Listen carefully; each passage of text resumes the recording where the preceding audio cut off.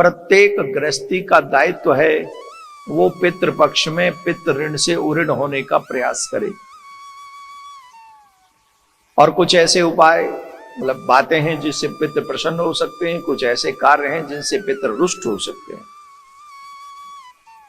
तो इस कथा को प्रारंभ करने से पहले मैं आपको बता दूं कि क्या सावधानी रखनी है, पितृपक्ष में क्या नहीं करना चाहिए, बताएं कि नहीं है?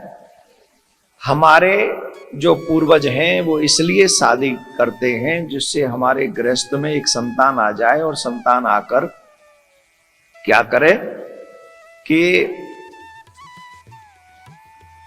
जाने के बाद उनके पितरों को तर्पण करती रहे, श्राद्ध करती रहे। जैसे भगवान का विधान है कि मुख के द्वारा भोजन करने पर पेट भर जाता है, वैसे ही ये विधान है कि श्राद्ध पक्ष में ब्राह्मण को भोजन जिमाने पर या कौवा कहीं मिल जाए उसको भोजन कराने पर पितरों को डायरेक्ट मिलता है। पितृपक्ष में यही पितरों का मुख बताया गया है। एक और बात बता दें, हमारे यहाँ की 1 साल और पितृपक्ष का 1 दिन बराबर है।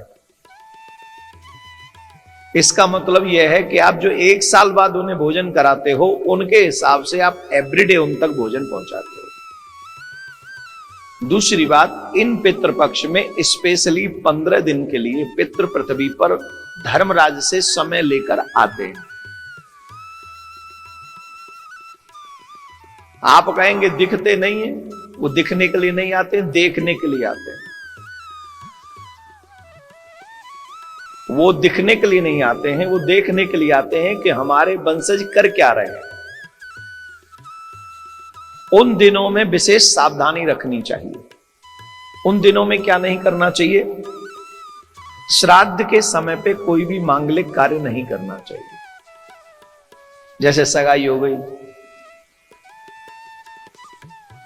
विवाह हो गया, मुंडन हो गया, गृह प्रवेश हो गया, कोई नई वस्तु नहीं लेनी चाहिए, झाड़ू भी नहीं लेके आनी चाहिए, फर्नीचर नया लेके नहीं आना चाहिए, सोने चांदी के कोई गहने उस समय नहीं खरीदने चाहिए, ये ध्यान रखना चाहिए।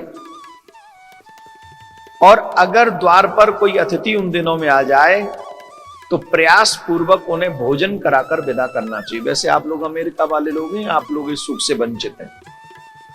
वो लोग बिना कॉल के तो यहां कोई आता ही नहीं, तो अपने भी आते हैं तो फोन करके आते हैं, और वो भी तब आते हैं जब आप कहते तो yes you can come, otherwise you कहे I am not free, I am busy, तो don't come today, you can come tomorrow. तो वो बेचारो वैसे ही ना आवे, टुमारो वो busy, today you busy, tomorrow वो बिजी, तो गई टल गई बात। तो यहां वो सौभाग्य नहीं है। पर कहीं भी अगर हमारी इस बात को कोई सुन रहा है तो पितृपक्ष में कोई भी व्यक्ति अगर हमारे द्वार पर आता है तो प्रयास पूर्वक उसे भोजन कराकर ही उसे वहां से भेजना चाहिए। और जो विशेष बात है, पितृपक्ष में लोहे के बर्तनों में कभी भी ब्राह्मण देवता को भोजन नहीं कराना चाहिए। लोहे के जो स्टील के बर्तन है ये सब लोहे के, और मोस्टली इन्हीं में हम लोग भोजन खिलाते हैं, राइट? हम बता देते हैं मोस्टली जो हमारे पितरों को प्रिय है वो है चांदी। आप चांदी के पात्र में भोजन करा सकते हैं अथवा पत्तल में भोजन करा सकते हैं। अब कई लोग कहेंगे हम तो उस लायक नहीं, पत्तल। अब डिस्पोजेबल किसका बनता है वो मुझे नहीं पता, लेकिन जो केले के पत्ते पे खिला सकते हैं। और भोजन कराते समय और 2 चीजों का ध्यान रखना है। पहला, ब्राह्मण देवता का मुख दक्षिण दिशा में होना चाहिए भोजन करते समय। उनका मुख दक्षिण दिशा में हो, और अगर उनके भोजन के जो आसन जो रखा जाए अगर वहां थोड़े से तिल रख दिए जाएं और भोजन की थाली में भी अगर कुछ तिल रख दिए जाएं तो इससे पितृ बहुत प्रसन्न होते हैं।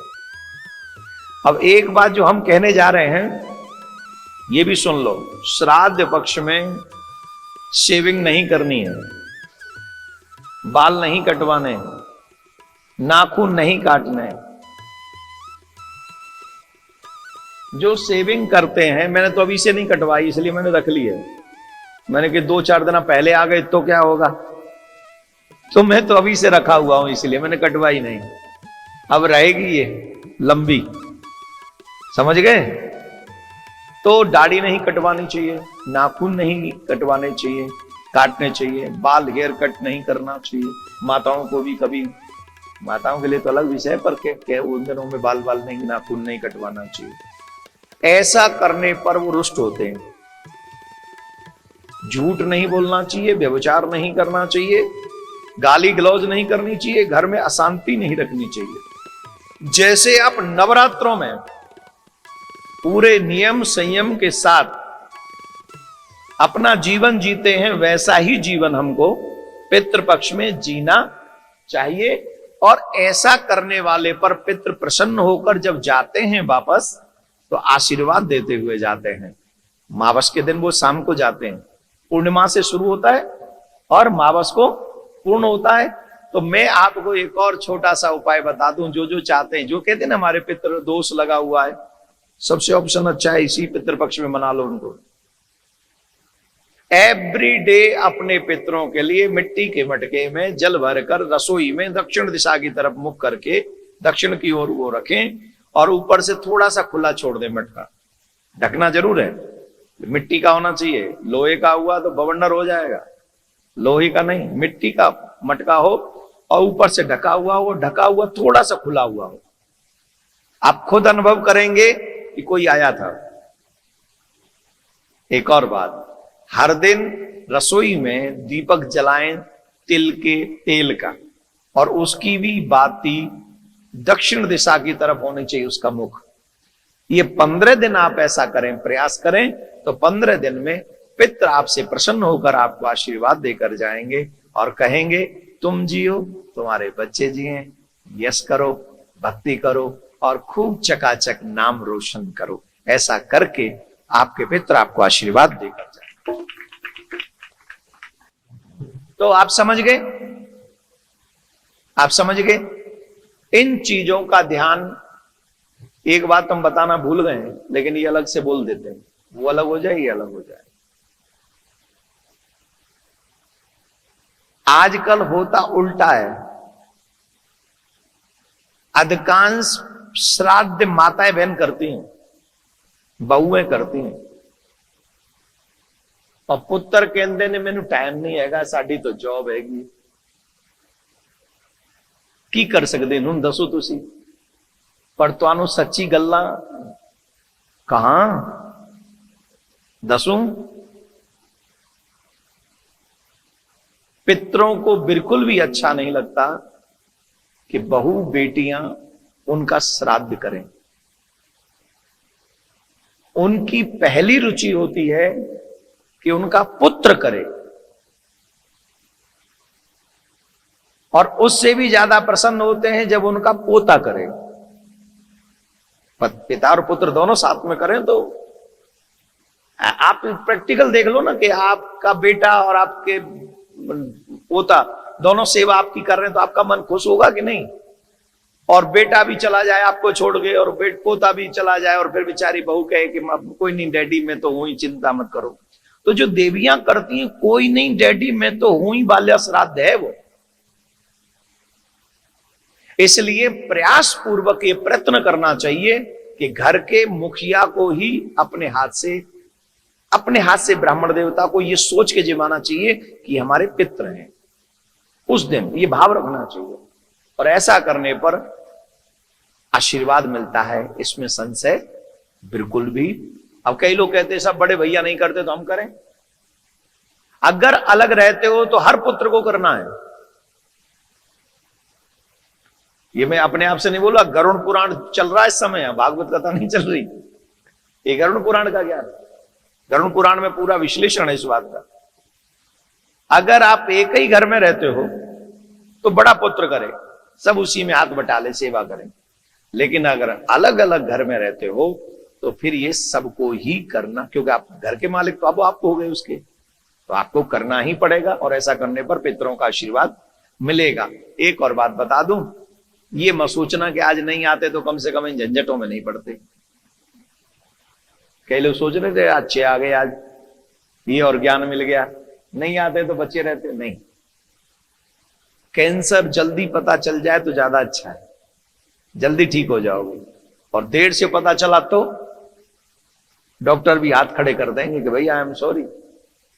तो जितनी जल्दी आपको इस रोग का पता चल गया, इसका मतलब है कि आपके पितृ चाहते हैं आपका बुरा ना हो, आपको नॉलेज हो और आप प्रयास पूर्वक इस कार्य को संपन्न करें। तो मेरा उद्देश्य वही है कि हर सनातनी खुश रहे, हर सनातनी का कल्याण हो। राधे राधे। आप श्राद्ध उसका भी कर सकते हो जिससे आपका कोई संबंध नहीं, आप समझ रहे हो, वो भी लगेगा। तर्पण कर सकते हो, वो भी लगेगा। बेटियां भी कर सकती हैं, ये गरुड़ पुराण में प्रमाण है। लेकिन तब जब बेटा ना हो।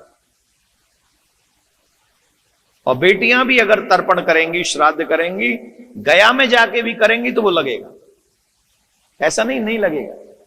लेकिन पापा की संपत्ति का मालिक तो है बेटा, तो पहला अधिकार किसका है? जब गाड़ी तुम चला रहे हो पापा की, तो उनके नाम से पुण्य भी तुम ही करो। बेटियां तो बहू बन के चली गई, तो बेटियों की जो पहली रिस्पॉन्सिबिलिटी है वो है सास ससुर। देखिए, हम लोग आज की भाषा में ये सब कह सकते हैं कि बेटा बेटी में कोई फर्क नहीं होता, लेकिन एक बात ध्यान जरूर रखनी चाहिए कि बेटी को बहू बन के जाना ही पड़ता है, और किसी की बेटी को आपके घर की बहू बन के आना ही पड़ता है। बस उतना ही, जिम्मेदारी आपको किसी और घर की दे दी है, किसी और बेटी को जिम्मेदारी आपके घर की दे दी है, इतना ही भेद है। अदरवाइज दोनों ही सम्माननीय है, आदरणीय है। राधे राधे बोलना है।